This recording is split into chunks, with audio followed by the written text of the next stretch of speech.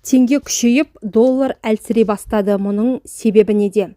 Қазіргі уақытта доллар 521,01 теңгеден саудаланып жатыр. Сарапшылар мұның себебін түсіндірді.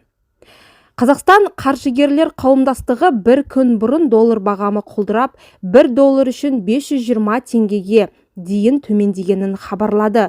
Бұл кейінгі бір айда алғаш болған құбылыс, яғни минус 6,19 теңгеге дейін төмендеген.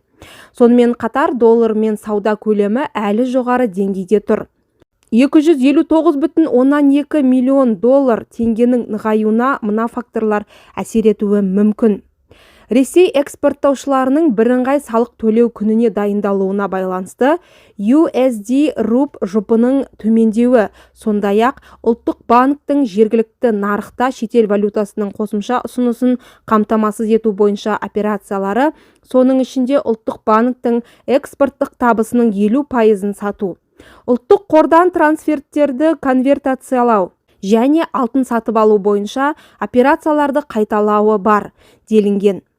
Теңге нығая түсті. Еске салайық, 22 қаңтарда Қазақстан қор биржасындағы күндізгі сауданың қорытындысы бойынша доллар бағамы әлсірей түсті.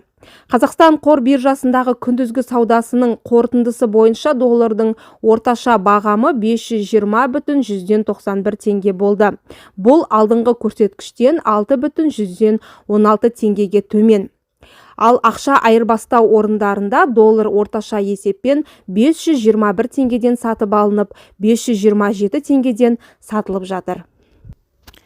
Бүгін Астана қаласында долларды сату бағасы 523 теңге, сатып алу құны 527 теңге, еуро 542 теңгеден сатылып, 548 теңгеден сатып алынуда. Ал Алматыдағы валюта айырбастау пункттерінде доллар 522 теңгеден сатылып жатыр. Сатып алу бағасы 526 теңге, еуро 542-547 теңге аралығында құбылып тұр. Ал ақша айырбастау пункттерінде Ресей валютасы 5,17-5,27 теңгеден саудаланып жатыр.